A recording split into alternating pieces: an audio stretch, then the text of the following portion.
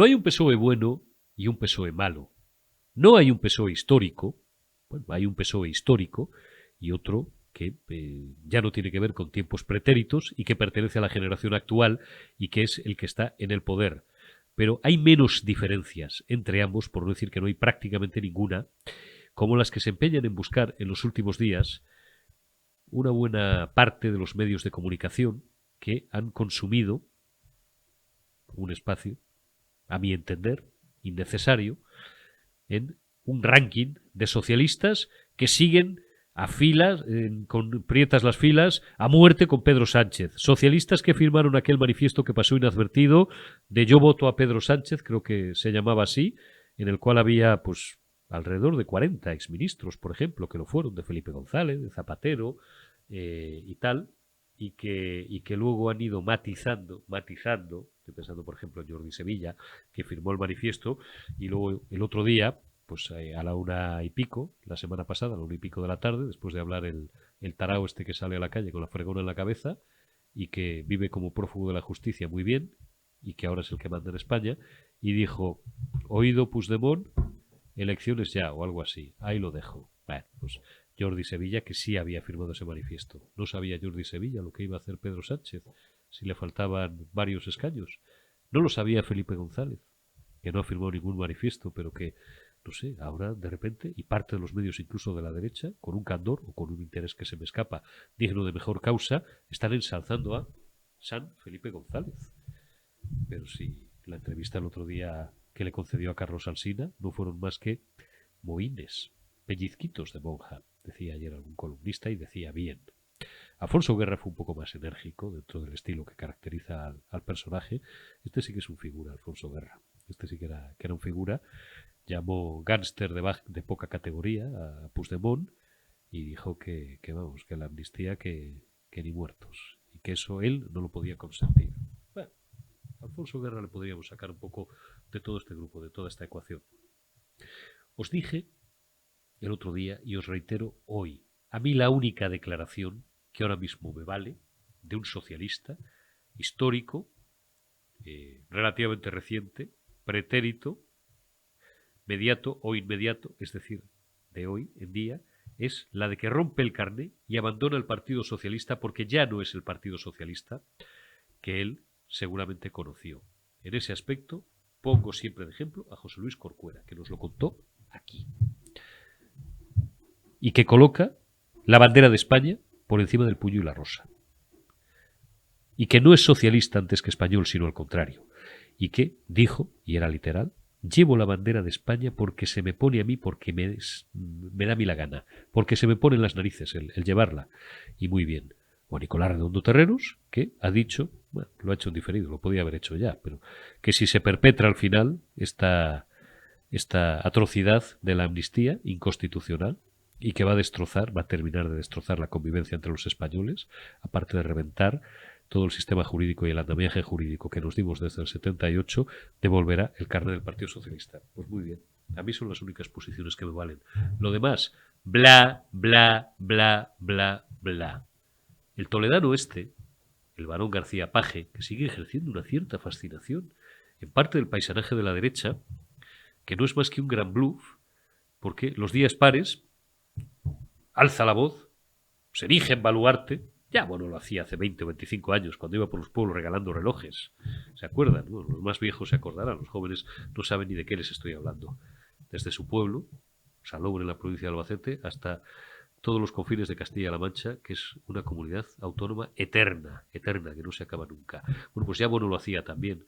Levantaban, alzaban a veces la voz contra los nacionalistas, como lo hacía Ibarra, como lo hacía Fernández Vara, aunque Fernández Vara ya, el pobre ya tiene plomo en las alas, pero que luego se achantan y como el clásico, caló el sombrero, caló el chapeo, fuese y no hubo nada. Porque así es, porque luego no hay nada.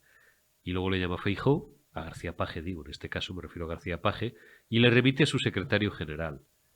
Es decir, esa docilidad perruna que todos los, ni siquiera los militantes de base, todos los, en fin, altos responsables de una organización, como es en este caso un partido político, una organización política, me valdría para algunas grandes corporaciones empresariales, tienen luego a la voluntad del líder. Que aunque el líder, que no digo que sea el caso, que aunque el líder robe o mate, pero a muerte con el líder, hasta que el líder cae. Una vez que el líder cae, ahí ya nadie conoce a nadie. Qué miserable es la condición humana. Y al final los grandes líderes empresariales y los grandes líderes políticos son como todos y cada uno de nosotros, de carne y hueso. Y tienen la misma podedumbre mental y son capaces de ser equiparables en cuanto a su gradación como sicarios que el resto del paisanaje, desde la más alta estofa, insisto, hasta la más baja estofa. Javier Lambán, me voy al aragonés, es un tío que el 1 de octubre de 2016, en aquel famoso sangriento Comité Federal en el que llegaron a las manos, lo voy a hacer así porque no se me veía la mano, estuvieron a punto de acastañarse varios. Nunca he querido dar los nombres, pero están publicados. Se tuvo que meter la pobre Susana Díaz, digo la pobre en este caso, en fin. Susana Díaz, sí, interponer entre dos de ellos. Y Miquel Iceta también, creo recordar, porque en algunos momentos, ya al final, en una última hora y pico muy tensa, prácticamente se parten la cara. Que debió de coincidir además con cuando el figura coloca la urna detrás de la cortina. Claro, ¿qué carácter democrático le vamos a exigir a este tío? Pues este es el máximo responsable de un partido que sigue alardeando de haber sido el más democrático de la historia de España. Puturru de Foix. De ser el único partido con el que España ha progresado en el último siglo y medio. Puturru de Foix. Puturru de Foix. Ahora voy a esto último, que es una de las mayores falacias de la historia de España y de la política española. Javier Lambán le dijo en aquel Comité Federal, en una de las 1525 intervenciones que hubo aquella tarde, larguísima, o aquella tarde-noche, se levantó, le sacó el dedo, lo cual denota, por cierto, una pésima educación, y le dijo: tú ya no eres nuestro secretario general, pues le acaban de destituir. Lambán. Y después ya saben ustedes lo que ha pasado. Y ahora también en los últimos días vuelve a hacer mohines, que así no.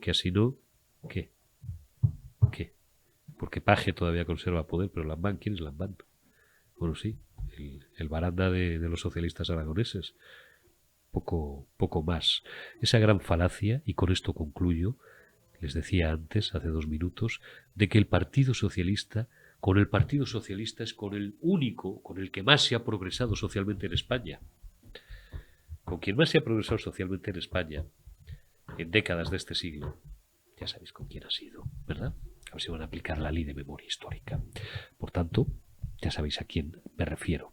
La izquierda, en los distintos periodos en los que ha ostentado o detentado el poder, ha sido lo más regresivo y lo más desintegrador en la historia política española. Desde mediados, desde el último tercio del siglo XIX, desde la Primera República, desde el sexenio revolucionario. Bueno, se considera tradicionalmente como izquierda. Considerar al general Serrano como alguien equiparable hoy en día a Pablo Iglesias le movería la risa más de uno, ¿no? Por más que tuviera responsables GEMAT rojos o muy rojos o rojísimos. Pero bueno, valga como comentario genérico. La izquierda ha sido lo más desintegrador cuando ha ostentado el poder el último siglo y medio, casi 2 siglos, siglo y medio, de la política española, porque antes no existía como tal izquierda, que ha existido jamás. El sexenio revolucionario, la Primera República, una casa del lenocinio. Ridícula, además, donde llegaba el último Villorrio y proclamaba que era el cantón de Bollullos y se levantaba y se pronunciaba y tal. ¿Qué les voy a contar de la Segunda República, el régimen más criminal y más ilegítimo de cuantos han conocido los últimos siglos en la historia de España?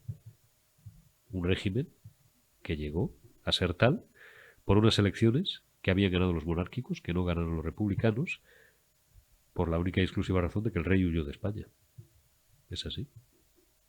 Y que durante 5 años, desde 1931 hasta 1936, perdió, si es que lo hubiera tenido alguna vez, la poca legitimidad que tenía cuando se demostró que fue incapaz de garantizar la primera obligación que tiene un gobierno digno de tal nombre. ¿Cuál es la seguridad de todos aquellos a los que gobierna y administra y el orden público? Que para eso tiene el monopolio de la violencia legítima. millennials. Consulten a Hobbes y a otros tratadistas.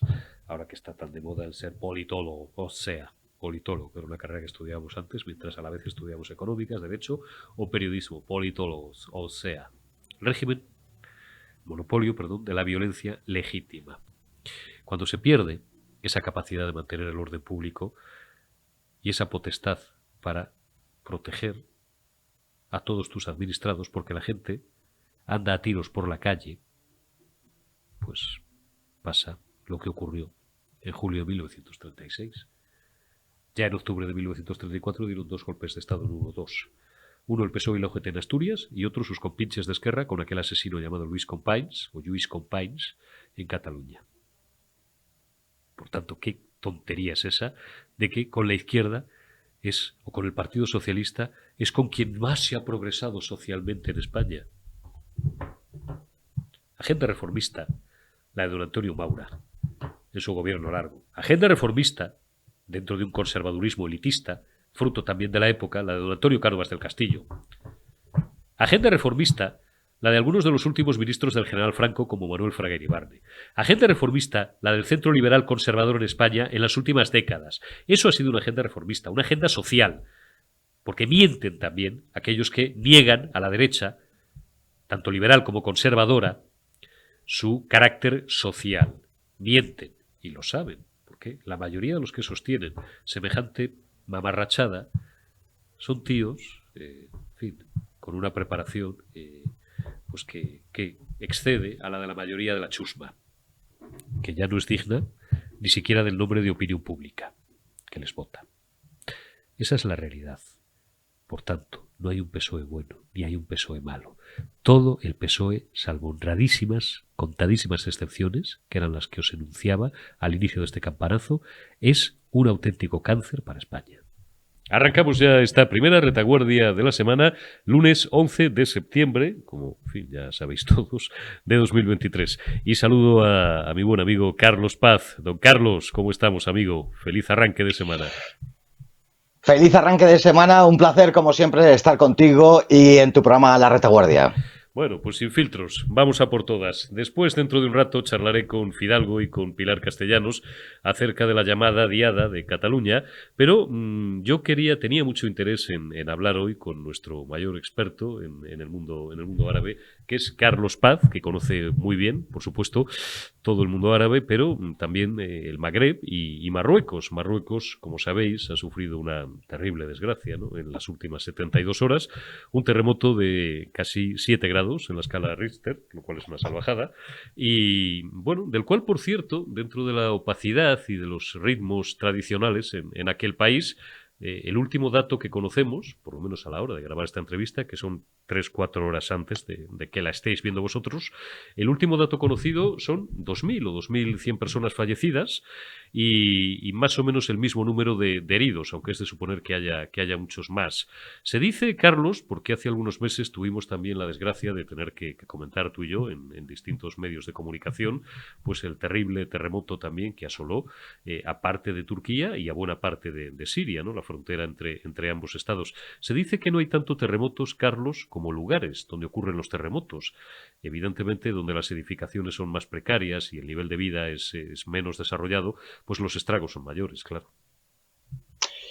Pues efectivamente y de manera evidente esto es así. En la zona donde ha sido el epicentro del terremoto, a 60 kilómetros al sur de Marrakech, está la cadena de los montes Atlas. Es una zona sísmica, pero no especialmente sísmica. La zona sísmica de Marruecos es la que compartimos la falla del Estrecho. En el Estrecho sí es una zona que se esperaría más terremotos y movimientos sísmicos. En esta parte no, y evidentemente las edificaciones no están preparadas, pero ni las del propio Marrakech, que se ha visto muy afectada precisamente porque no hay ningún tipo de preparación. Los muertos en este momento están rondando los 2.500 y casi el mismo número de heridos. Siempre, evidentemente, según vayan pasando las horas y hasta que sea una semana, en donde pase una semana y se pueda hacer un recuento efectivo de lo que ha sucedido, pues no sabremos la cifra final. Se ha destacado, pues prácticamente desde el principio, como llamativo, Hoy he venido tranquilo, estoy de arranque de semana tranquilo, ya me iré calentando. Luego con el tema catalán y a lo largo de los próximos días con el tema que nos ocupa en la política española. Pero digo, se ha destacado de manera crítica por parte de todos los medios de todo el mundo, salvo lógicamente los medios de aquel país, donde, como sabéis, no hay libertad de prensa, no hay muchas libertades. Bueno, la tardía respuesta o incluso una cierta indolencia por parte de las autoridades marroquíes y a la cabeza de las mismas, lógicamente, el propio rey, que no sé qué le pasa a este hombre, que siempre que pasa algo en Marruecos le coge fuera de Marruecos, o está en Gabón, o está en París, en la mansión esta que se hizo construir. Parece ser que los datos los he extraído de Le Monde, si queréis, porque es lo bueno que tiene Twitter, que te permite un acceso inmediato a todas las fuentes, ¿no? Estaba en París desde el 1 de septiembre y estaba de vacaciones. Dicen que tardó exactamente 18 horas en salir, cuando ya muchos estados, Francia, España, por supuesto, Alemania, pues habían, bueno, pues preparado sus contingentes de ayuda. Nosotros hemos enviado 65 miembros de la muy especializada unidad militar de emergencias y otros 62 o 63 militares también de un equipo especial de rescate, así como 4 perros que son los que detectan pues restos de vida, como sabéis, de otras ocasiones en los escombros, ¿no? Y toda esa ayuda estaba paralizada porque Marruecos, que es un sistema completo y absolutamente vertical, pues hasta que el rey no aparece y no da la orden, no se activa la cadena de mando. 18 horas tardó este hombre en salir, Carlos. Pues efectivamente, aquí hay dos cosas diferentes. Una, la respuesta del rey, de la que hablaremos ahora, y otra, la negativa incluso de Marruecos a que determinados países les ayuden. Por ejemplo, Estados Unidos, Francia, Túnez, Israel, Australia, Canadá se han ofrecido y dijeron que no querían esa ayuda. Sí han aceptado la ayuda de España, de Qatar, de Emiratos Árabes y de Reino Unido. España me ha mandado ese contingente del que hablabas, más un avión de protección civil, 4 perros de la Comunidad de Madrid, 4 de la UME y el número de efectivos que tú has descrito. Ya llama la atención que haya rechazado la ayuda de determinados países, pero sobre todo lo más grave, lo que más ha trascendido a la prensa es esa inacción del rey, que efectivamente va muchísimas veces a Gabón y va a Francia, a París, a esa mansión que tiene al pie de la Torre Eiffel, en donde es sabido que sus aficiones son en las enteramente contrarias a las que describe el Islam. Y siempre se aduce estas desapariciones, ha tardado 18 horas, efectivamente, que es un tiempo tremendo, escandaloso, como para responder siendo el jefe del Estado, y siempre se aduce que está en Francia, está tratándose esa enfermedad que tiene inmune, que le está devorando. Las últimas imágenes que disponemos de él fue apenas hace mes y medio y estaba muy demacrado, con un color bastante que denota amarillento, una afección bastante grave. Y siendo esto así, que está siendo tratado en Francia, también es verdad que las aficiones a las que se entrega el monarca alawí pues le retienen mucho tiempo fuera de su país, porque en su país esas cosas que le atraen quizá no pudiera hacerlas con la impunidad con las que la hace en Francia. Valórame la respuesta, como me decías, me das en bandeja la siguiente pregunta, la respuesta ya en términos puramente políticos, si quieres, o de Estado del rey Mohamed VI. Ya te digo, venía escuchando algunas tertulias esta mañana y es cierto, bueno, tú y yo éramos unos niños, pero su padre, Hassan II, con otras sombras que igual a lo mejor tal vez tendría, pero se caracterizaba por ser mucho más proactivo que el hijo. Sí, bueno, la actitud política de Hassan II, de Mohamed VI, es muy diferente a la de Hassan II.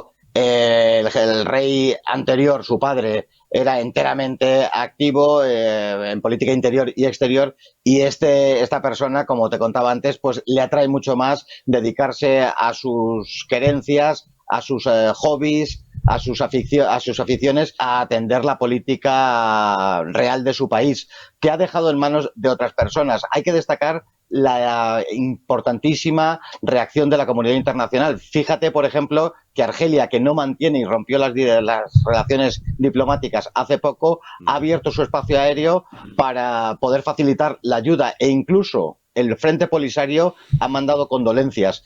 La actitud del rey es enteramente de dejación absoluta hacia todos los problemas que sufre el pueblo marroquí, que son muchos. Fue una respuesta con un talante un tanto frío, ¿no? Para ser una desgracia, pues que le ha costado la vida. De momento, como dice Carlos Paz, a más de 2.500, seguramente serán muchos más cuando se actualicen las cifras en algún momento. Se lo tomen con toda la calma que quieran, ¿no? Pero más de 2.500 muertos, ¿no? Y otro número similar de heridos. Digo que ante el sufrimiento de su pueblo se ha destacado su actitud como un tanto fría, por decirlo de algún modo. Sí, es que no es la cuestión este análisis de ser frío ante los problemas de su pueblo, no es solamente por las circunstancias que estamos analizando, sino que en toda su trayectoria la actitud del monarca ha sido esta, ha sido de vivir muy al margen de la realidad de su propio país. Y esto se refleja en un desencanto muy grande de la población para con respecto a su jefe del Estado. Esto ha sido una tónica constante en su reinado. Carlos, aprovecho que te tengo ya, te aprovecho unos minutos más. Dame un par de pautas o tres de la agenda geopolítica en este arranque de curso, en este 11 de septiembre. ¿Por dónde van a ir los tiros, con perdón, en estos primeros meses del nuevo curso político en España y en todo el resto del mundo mundial? En lo que tiene que ver, por supuesto, con el mundo árabe y con Oriente Próximo, sobre todo, que es lo que conoces extraordinariamente. Pues dejando al margen la cuestión de la guerra de Ucrania, que insisto que no va a haber otra solución que sentarse a la mesa y llegar a un acuerdo diplomático. Con respecto al mundo árabe, vamos a seguir con esas tensiones con Marruecos, por supuesto, el problema de la inmigración, el problema del cuestionamiento de la soberanía de territorios españoles en el norte de África y que Marruecos va a seguir presionando, el desbloqueo en el curso, no en este año, pero sí al comienzo del año 24. Yo entiendo que en la cuestión del bloqueo económico a Irán y que se sienten a la mesa y reconstruir aquel tratado 5+1 nuclear se va a producir y va a ser la constatación que estamos viendo año a año del peso político, de la influencia estadounidense y occidental en Oriente Próximo. Ya vimos el terremoto diplomático e internacional que supuso el abrir las relaciones, el establecimiento de nuevas relaciones entre Arabia Saudí e Irán, y en ese sentido se van a ir profundizando en este curso. Se va a traducir en una mayor influencia de China, de Rusia, de Irán en el plano regional, y sobre todo Turquía va a dar muchísimas noticias. Turquía sigue empeñada en reconstituir aquel califato con políticas neotomanas. Se ha reabierto la guerra entre Azerbaiyán y Armenia, y esto van a ser las claves de todo ese mundo. Amén de, como hemos dicho muchas veces, la inestabilidad del Sahel, que vamos a ver cómo algún país más, después de Nigeria, después de Gabón, después de Mali, va a haber muchos países del Sahel que se van a sumar a estos ya aquí llamados golpes de Estado, pero lo que supone de verdad es que ciertos países del Sahel van a querer tener las riendas de su política interior y del aprovechamiento de sus recursos. Está claro. Pues, oye, de la guerra de Ucrania, fíjate, una desgracia, ¿no? Falleció hace unos días, no, falleció, o fue, en fin, fue víctima de una guerra, es así, lamentablemente, ¿no? Una cooperante española. Eso, un minuto, porque hemos hablado de ello hasta la saciedad, pero efectivamente tiene mala pinta, a menos que haya una voluntad real de negociar por ambas partes, y de paso por todo lo que hay alrededor, que yo, que no soy un experto en geopolítica, pero entiendo, bueno, esto ya es más que evidente desde hace más de un año, que lo que les interesa es que esta guerra dure todavía muchísimo más, a la Unión Europea, a la OTAN, a los Estados Unidos, no sé si al propio Putin, ¿no? Bueno, a Putin lo que le interesará es ganarla, como a Zelensky, Sí. ¿no? Pero a todo lo que hay alrededor parece que les interesa, por las cuestiones energéticas que ya conocemos y tal, que esta guerra, que este sufrimiento dure, pues no sé si por los siglos de los siglos o casi, Carlos. Hay un interés desde el comienzo de que esta guerra no tenga un desenlace rápido. Ahora, hace unos días, se ha vuelto a enviar, Estados Unidos ha enviado unos misiles que podrían llegar incluso a alcanzar territorio ruso, y esto daría un giro tremendo a la propia guerra. Pero lo que interesa es que desde hace muchos años que los conflictos duren lo máximo posible, que haya un mayor desgaste y interesa más que una propia victoria, que sería imposible, de Ucrania. Pero además erróneamente, puesto que Rusia, viendo hace unos días datos económicos de Rusia, esas sanciones a Rusia, esa propia guerra, no le está haciendo mella en su economía. Ha subido muchísimo y yo creo que es un planteamiento erróneo por parte de Europa, puesto que lo que nos da a pensar no es que se busque el propio desgaste de Rusia, que se podría pensar en primera instancia, sino lo que a quien está afectando de verdad es a la economía europea. Y otro invierno más que llega a Europa, ese gas va a volver a subir, ese precio lo vamos a pagar los ciudadanos europeos, y lo que nos da a pensar como conclusión es que el desgaste buscado es para la economía europea, no para la economía rusa. Don Carlos Paz, que he tenido muchísimo gusto, como siempre, en iniciar este curso político contigo, amigo. Cuídate mucho y seguiremos charlando en los próximos días de este proceloso y complejo mundo de la política internacional. Te envío un abrazo. Pues un abrazo, así será. Seguiremos viéndonos este curso y un saludo a ti y a todos los espectadores de la Retaguardia. Gracias, Carlos Paz. Nos vamos ya a cuestiones domésticas, bueno, domésticas, que algunos pretenden que dejen de ser domésticas para pertenecer a la agenda internacional. Don Sergio Fidalgo, director del Catalan.es, ¿cómo estás, amigo? Muy buenas. Oye, no sé si felicitarte o no, porque yo venía leyendo, que es una buena costumbre que tengo todas las mañanas y que os recomiendo, el Catalan.es, y que lo refresquéis varias veces al día, porque ahí encontraréis la mejor actualidad de esa maravillosa parte de España, de ese pedazo de España que es Cataluña, y me ha resultado muy sugerente el editorial. ¿La Diada, Sergio, es solo una fiesta para separatistas? Bueno, tú lo afirmáis en el editorial. Ahí está, la Diada es una fiesta solo para separatistas. Es que lo es. O sea, muchísimos catalanes que piensan que lo que llaman Diada Nacional ya hace mucho tiempo que no es una fiesta institucional. Recordemos que el 11 de septiembre es la fiesta de la comunidad autónoma y ya no lo es una fiesta separatista, básicamente. Totalmente. Venía leyendo también una nota de Sociedad Civil Catalana. Por cierto, bueno, habrá que felicitarles porque yo llevo una semana, y lo saben además, cuando cogemos, me pasa un poco lo que alguno de Alfonso, ¿no? Focalizamos un tema y nos gusta repetirlo todos los días. Yo desde el lunes de la semana pasada, desde el lunes 4 de septiembre, llevaba preguntándome en voz alta cuánto iba a tardar un juez en llamar a Yolanda Díaz, a la vicepresidenta segunda del gobierno, y invitando a la oposición, si es digna de tal nombre, al Partido Popular y a Vox, tanto me da la oposición política, los dos partidos de la oposición de centro-derecha liberal, sobre todo españolistas y demócratas y constitucionalistas, a que, bueno, pues pusieran en curso algún tipo de acción de carácter legal para que esto fuera así. Al final fue Sociedad Civil Catalana la que puso el otro día una denuncia, bueno, pues para que Yolanda Díaz tenga que comparece ante el juez. Bueno, este introito luego si quieres comentarlo, comentamos, pero iba yo a SCC porque he visto hoy otra nota de ellos sugiriendo que la fiesta de Cataluña pase a ser el 23 de abril, Sergio. Digo, por hermanarse con Aragón, quizás. Sí, pero es que aparte es que para buena parte de los catalanes no separatistas consideramos que lo que es que el 23 de abril representa mucho más lo que es el espíritu catalán. Es un día de concordia, es un día de amistad, es un día en el cual pues los libros son los protagonistas y resume mucho mejor lo que es Cataluña, la Cataluña real, que no esta fiesta del odio que es el 11 de septiembre, en la cual todos son proclama, todos son insultos, todos son ataques al resto de compatriotas del resto de España. Entonces, por lo tanto, muchos, y en la sociedad civil catalana aquí acierta, pues consideramos que el día de San Jordi, debería ser ese día, porque hoy es además lo veremos, bueno, lo hemos visto durante toda la jornada y lo veremos lo que queda. Ya empezaron una noche recordemos que aquí hay costumbre por parte del separatismo en las horas previas al 11 de septiembre hacer marchas con antorchas por la noche, que tienen unos recuerdos y una reminiscencia de los años 30 y de partidos totalitarios que asusta. Pues claro, estos son los precedentes de lo que luego llaman fiesta Diada Nacional, y no es nacional ni es puñetas, es la fiesta de los separatistas. Por eso San Jordi es mejor.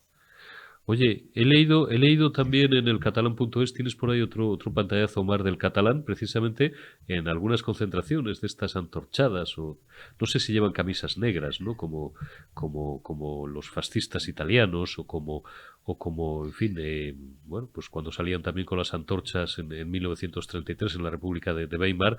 Digo que se han visto esta noche algunas banderas rojigualdas. La resistencia al separatismo, dice el catalán.es, llena de rojigualdas una marcha nocturna separatista de antorchas. ¿Esto cómo ha sido, Sergio?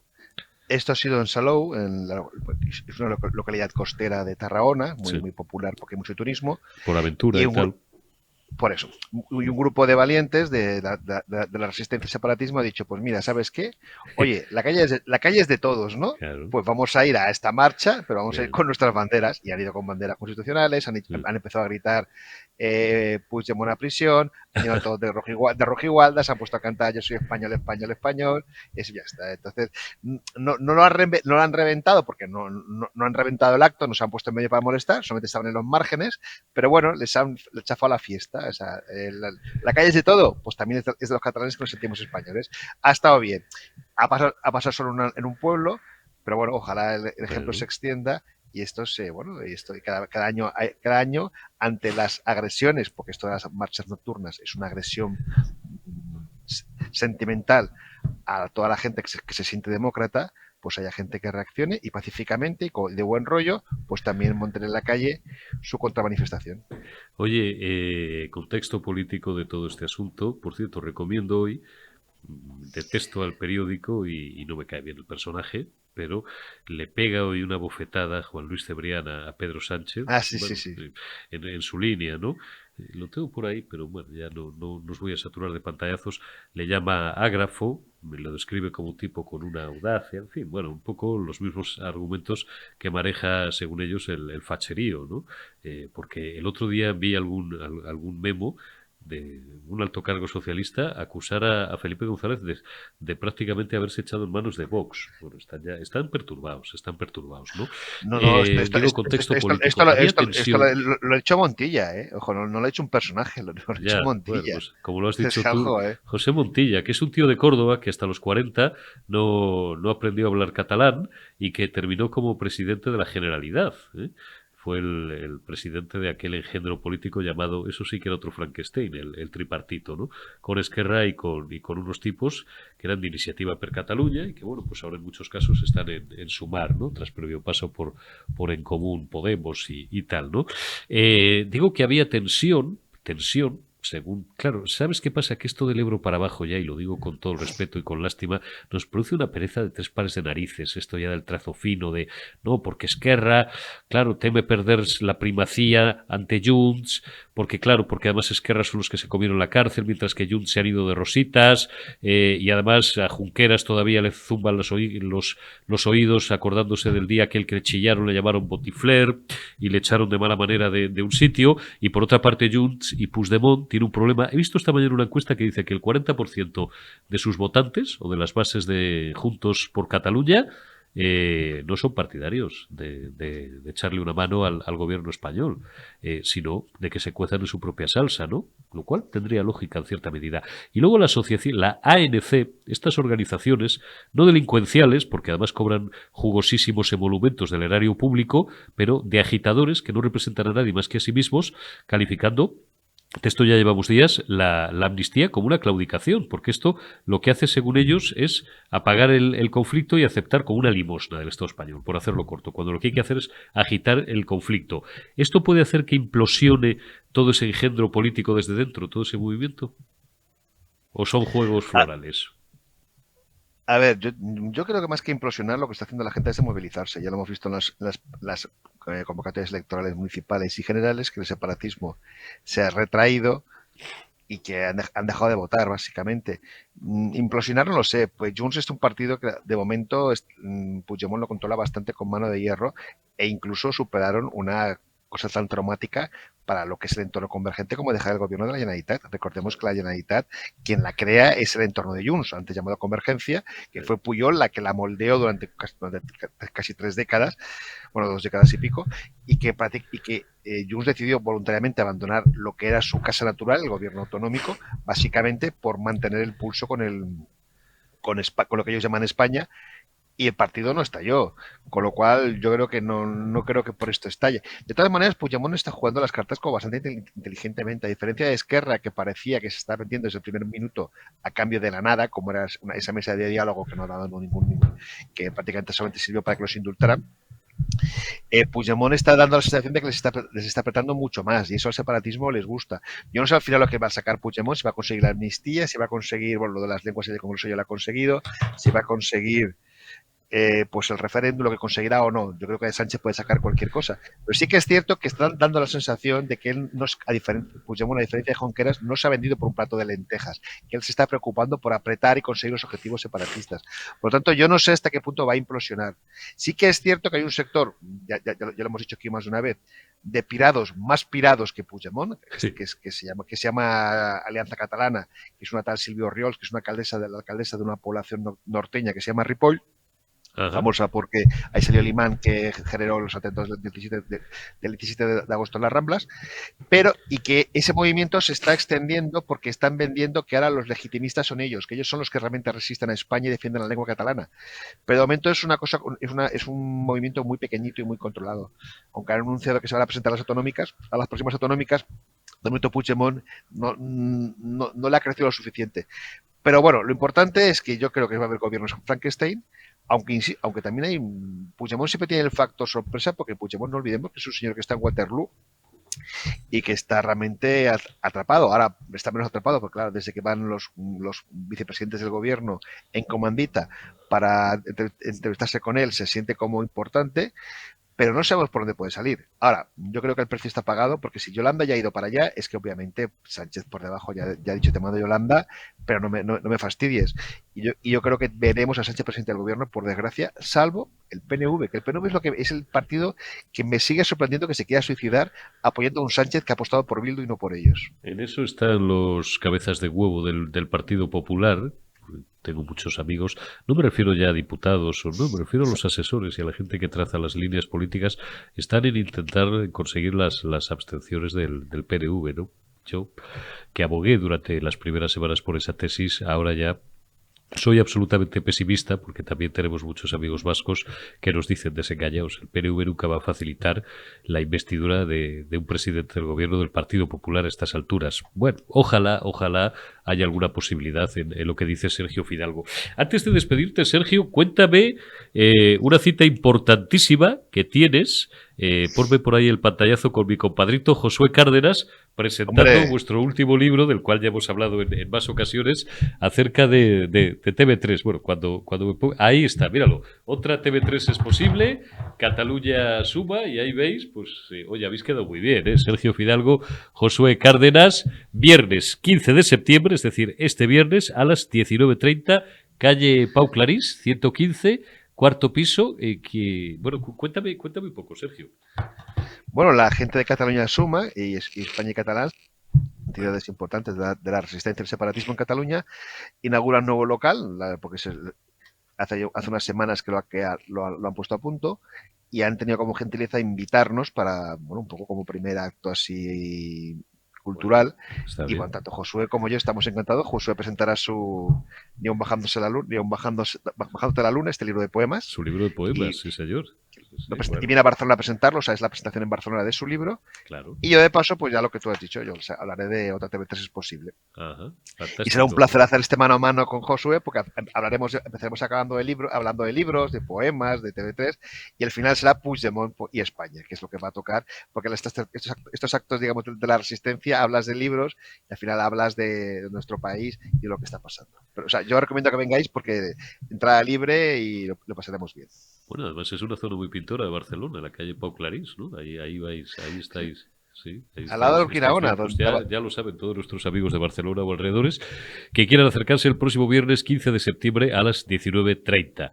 Josué, que presenta Ni aun bajándote la luna, su libro de poemas, y Sergio, que hablará, porque ya lo presentó en su día, de otra TV3 es posible. Sergio Fidalgo, director del catalán.es. A ver si termina la diada.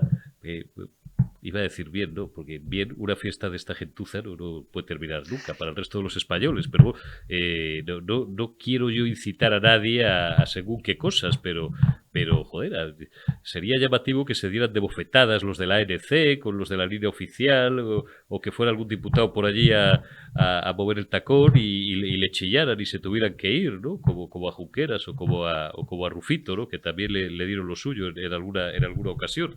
Mucho me temo que no lo veremos, pero bueno, sería una fiesta para los demócratas, por lo menos nos reiríamos.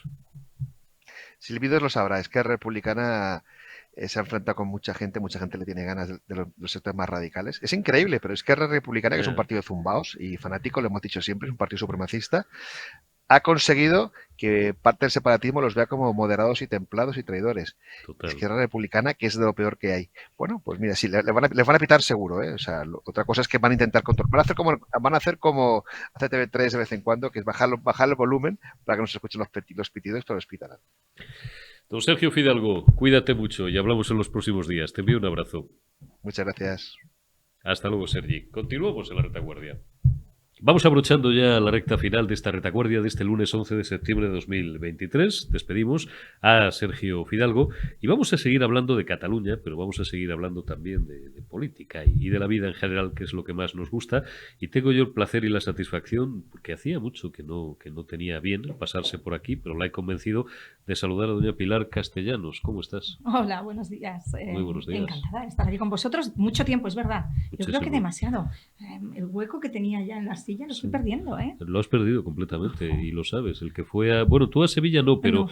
no has perdido tu silla, por tanto, y además Vale, sabes que entonces... aquí siempre en Periodista Digital tienes una silla en nuestro corazón. ¡Guau, cómo me ha quedado! Ay. Pero lo que llorar. sí has estado en los últimos días a Sevilla no, pero has ido a la profundidad de los campos de Montiel, Albadalejo, podemos decir el nombre del municipio, un pueblo maravilloso que está en pleno corazón de Ciudad Real. Y esto diréis, ¿y por qué y a santo de qué lo trae usted? En cuanto lo veáis lo vais a entender. Ponme, Omar, dentro vídeo. Con silenciador.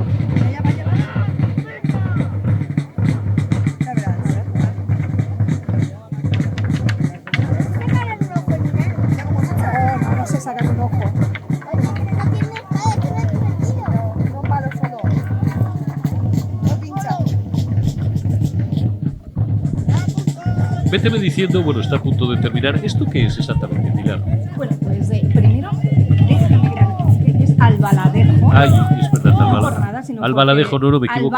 Albala. He Sí, dicho está- Albaladejo. Sí, es un pueblo que está en los campos de Montiel, como bien has dicho, Ajá. en la provincia de Ciudad Real. O sea, más español imposible. Bueno, más español como todos. Todo es España, muy bien. Exactamente Ahí te quería igual. llover. Entonces es un pueblo de unos 1.000 habitantes más o menos que este fin de semana, desde el viernes a domingo, han organizado las jornadas del Siglo de Oro. Qué maravilla. Entonces van 200 personas de diferentes partes de España, van a reconstruir el ambiente y la época, hay tenderetes, comida, no solo hay esto, que esto es la representación de una batalla, sino que también pues hay toda una inmersión en la vida de la época.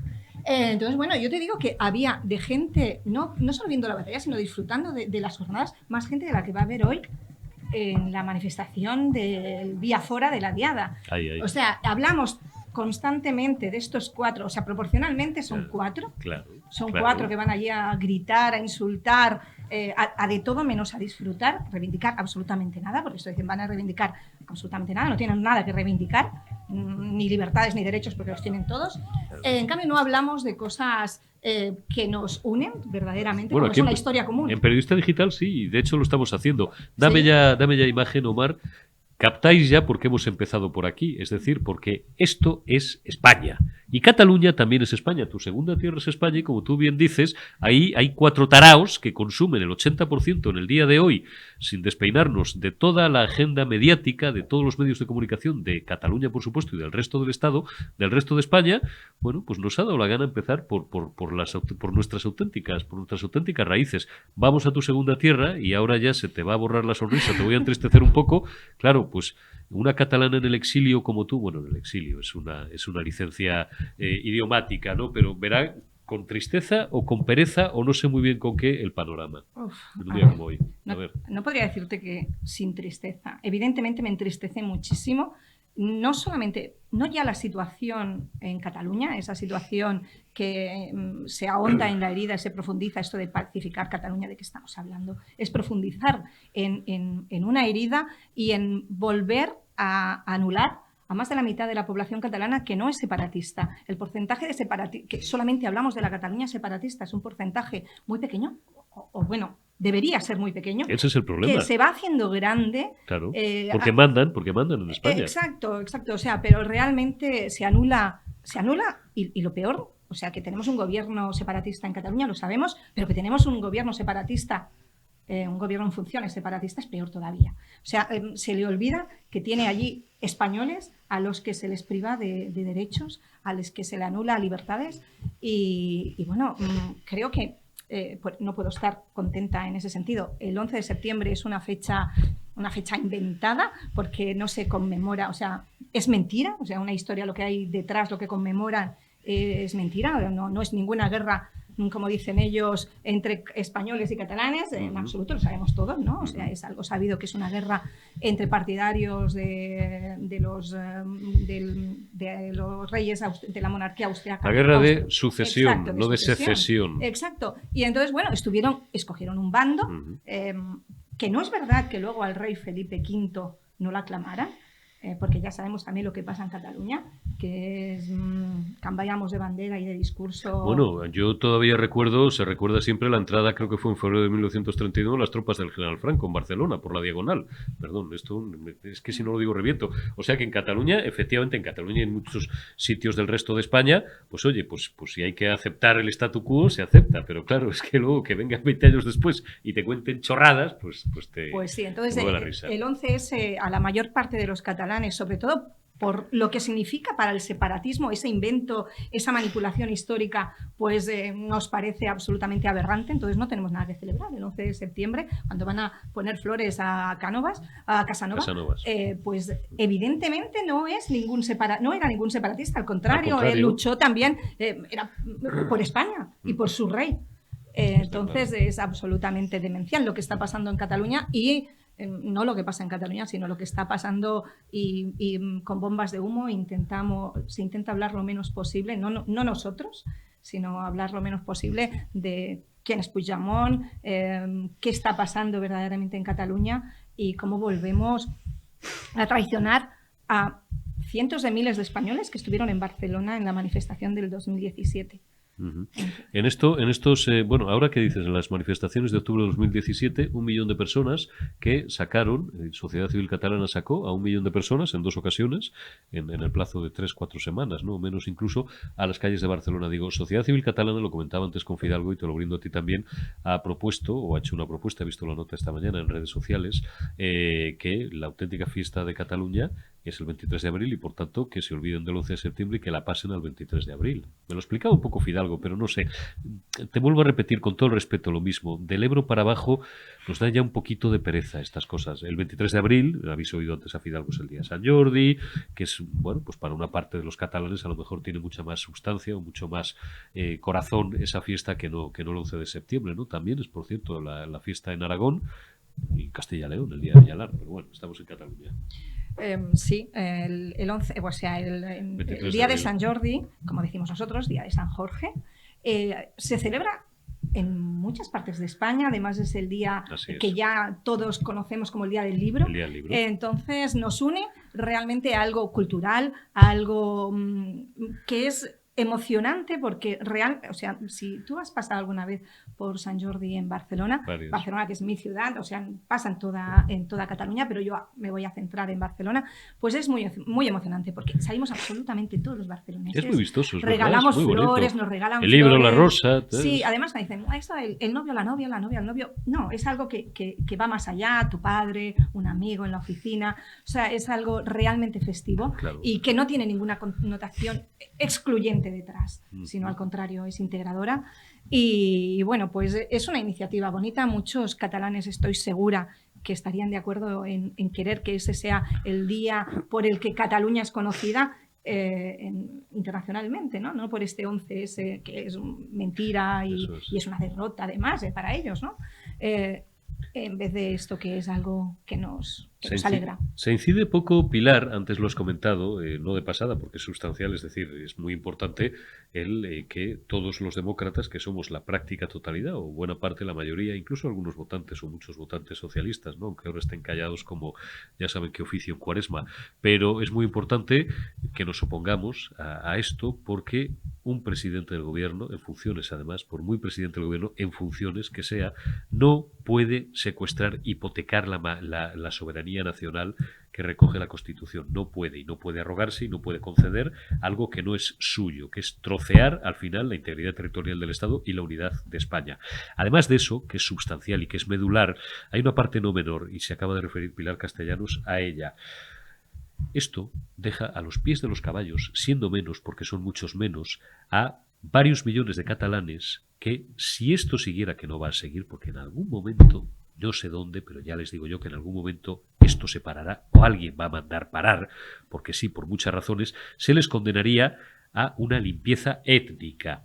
En el País Vasco, en los años 80 y primeros de los 90, tuvieron que hacer las maletas 200, no menos de 200.000 vascos. Yo creo que son muchos más, pero bueno, 200.000 vascos. Como explicaban hace muchísimos años, me explicaba mi amigo Javier Peón, Román Cendolla, Isabel San Sebastián y tal. A estos en Cataluña les gustaría hacer lo mismo, dentro de ese proceso de balcanización. Eso condenaría... Bueno, tú ya vives y trabajas por circunstancias personales hace muchos años en Madrid, pero aparte de tu familia, tus amigos, pues tendrían que hacer las maletas. Y como ellos, cientos de miles o millones de catalanes. Y esto, evidentemente, como es una locura, pues no se va a consentir ni sucederá. Exacto, ya no solamente por esos millones de catalanes que evidentemente duelen y son nuestros, son parte de nosotros, sino también porque no puede ser que decida dónde empieza y dónde acaba España. Claro. Ese porcentaje de catalanes minoritario en el conjunto de España. O sea, es que estamos locos, de verdad. Estamos locos ni siquiera de plantearlo como una posibilidad. O sea, a mí, que gente en la calle... O sea, yo he estado estos días con votantes socialistas, ¿no? Que les decía, bueno, pero tú eres crítico. Y no quieren... Antes eran críticos, súper críticos con el tema del referéndum ilegal, de la amnistía, y les incomoda, les como incomoda el debate, ¿no? Niebla. Niebla. ¿Sabes esto del ruido blanco para dormir? Sí. Pues ruido blanco. Me parece sorprendente. O sea, que sean valientes. O sea, ellos han votado a este Partido Socialista no para esto, estoy segura que no para esto. Entonces, y no lo ven bien en privado, pero luego no Claro discuten no. contigo, no entran, porque para eso son más listos que nosotros. Nosotros cometemos el error de entrar en el marco mental de la izquierda, pero ellos no entran en el marco mental, no de la derecha. Es que, ¿qué pasa? ¿Que defender la unidad de España es de derechas? En absoluto. Y además es gente que es defensora desde Cataluña de esa unidad de España, de acabar absolutamente con esa cancelación social que hay en Cataluña con los que no son separatistas, porque hay una cancelación social en los medios de comunicación, Totalmente. en instituciones públicas, en cualquier puesto de responsabilidad ya, incluso de las grandes empresas, pues ya sabemos, las subvenciones y estas cosas pues influyen mucho a la hora de decidir quién te representa. Entonces, bueno, pues lo que te decía, que hablaba con ellos y me decían hace unos meses, eran completamente luchadores y en cambio ahora ruido blanco. No son capaces de oponerse frontalmente a que con su voto el Partido Socialista lo utilice para algo por lo que no ha sido votado. No, y para algo que además no es que no haya sido votado, es que no tiene derecho a hacerlo, como no tendría Feijóo, como no tendría Yolanda Díaz, porque es la líder ahora de esta gente, de los comunistas, como no tendría nadie que secuestrar y arrogarse la potestad de decidir lo que solamente corresponde a la soberanía nacional. Lo he hablado muchas veces aquí con nuestro común amigo Mariano Gomá, y a ti te lo he preguntado en alguna ocasión. En circunstancias tan graves como la que atravesamos, ¿sería posible reproducir un movimiento cívico, popular, sacar 1 millón de personas a la calle en Barcelona como en octubre de 2017? Es muy difícil, ¿no? Yo no soy muy optimista en que las movilizaciones fueran tan multitudinarias, ni siquiera, no solamente en Cataluña, sino en el resto de España. Que en el resto de España también respondiera con aquel entusiasmo, porque era entusiasmo de volver a recuperar un espacio que era de todos. No sé, aquí estamos a Rolex o a setas, ¿no? O sea, es un poco eso. La gente está como que no es consciente de lo verdaderamente importante que nos estamos jugando, de lo que nos estamos jugando, y nos están entreteniendo con unas cosas, con otras, con chorradas varias, que realmente no van a influir en el futuro de nuestros hijos. Y en cambio algo tan importante como esto, pues no sé, yo no soy muy optimista. ¿Que se podría conseguir? Si todos remamos a ello, pues no sé. Pero es que el problema también es que hay muchas asociaciones, yo qué sé, cientos de asociaciones por la democracia, por la, no sé, todos unidos, es que 1000 nombres, me los estoy inventando, estos no existen porque no quiero nombrar a No, ninguna. pero sí te hemos entendido. Y entonces con muchos egos, personalismos, y diluye lo que nos une a todos y lo que tenemos que defender. Deberíamos avanzar un poco y dejar esos personalismos aparcados y a lo mejor entonces conseguiríamos y tener el respaldo de los medios de comunicación que desde vosotros siempre nos lo dais. No, y buena parte de los medios de comunicación, pero otra parte, los medios de comunicación del régimen, del movimiento nacional, pues no la tenéis. Pilar Castellanos, que me alegro mucho. Igualmente, ha sido un placer, se me ha pasado volando. Se nos ha pasado volando. No hemos hablado de marujadas ni nada. Bueno, pues chafarderías te varias. Pues te vienes por aquí cuando quieras, dentro de unos días, y seguimos hablando ya de la vida. Venga. De bobadas, de tonterías, para que el personal se distraiga también, ¿no? Venga, un placer. Que nos hemos reído mucho siempre. Cuídate mucho, Pilar Castellanos, gracias. socia fundadora de Sociedad Civil Catalana y expresidenta de Sociedad Civil Catalana en Madrid. Un abrazo a todos los catalanes que están sufriendo, en muchos casos en silencio, porque allí no hay democracia, no hay libertad y hay un auténtico régimen de apartheid. Y salen por las noches con antorchas, como los nazis de la República de Weimar de 1933 o los camisas negras o camisas pardas de Mussolini. Gracias también a todos vosotros. Mañana os contaremos en qué termina el aquelarre nacional separatista independentista. Cuidaos y dentro de unos minutos Generación Euro.